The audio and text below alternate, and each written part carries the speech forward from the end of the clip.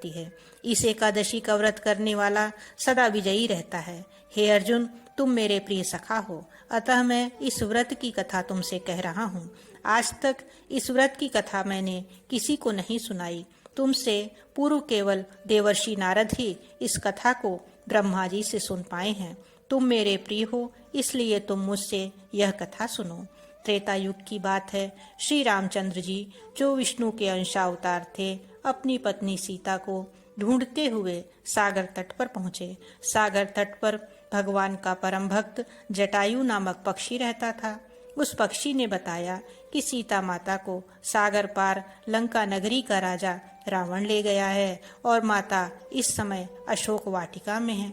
जटायु द्वारा सीता का पता जानकर श्री रामचंद्र जी अपनी वानर सेना के साथ लंका पर आक्रमण की तैयारी करने लगे, परंतु सागर के जल जीवों से भरे दुर्गम मार्ग से होकर लंका पहुंचना प्रश्न बनकर खड़ा था।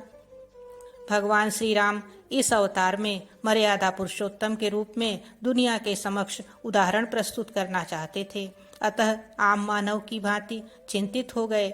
जब उन्हें सागर पार जाने का कोई मार्ग नहीं मिल रहा था, तब उन्होंने लक्ष्मण से पूछा कि हे लक्ष्मण, इस सागर को पार करने का कोई उपाय मुझे सूझ नहीं रहा। अगर तुम्हारे पास कोई उपाय है तो बताओ। श्री रामचंद्र जी की बात सुनकर लक्ष्मण बोले, प्रभु, आपसे तो कोई भी बात छिपी नहीं है। आप स्वयं सर्व सामर्थ्यवान हैं। फिर भी मैं कहूँगा कि यहाँ से आधा योजन दूर परम ज्ञानी वक्दालभ्य मुनि का निवास है। हमें उनसे ही इसका हल पूछना चाहिए। भगवान श्री राम लक्ष्मण समेत वक्दालभ्य मुनि के आश्रम में पहुँचे और उन्हें प्रणाम करके अपना प्रश्न उनके सामने रख दिया। मुनिवर ने कहा कि हे राम, आप अपनी सेना समेत फल्गुन मास की कृष्ण पक्ष की एकादशी का व्रत रखें। इस एकादशी के व्रत से आप निश्चित ही समुद्र को पार कर रावण को पराजित कर देंगे। श्री रामचंद्र जी ने जब उक्त तिथि के आने पर अपनी सेना समेत मुनिवर के बताए विधान के अनुसार एकादशी का व्रत रखा और सागर पर पुल का निर्माण कर लंका पर चढ़ाई की।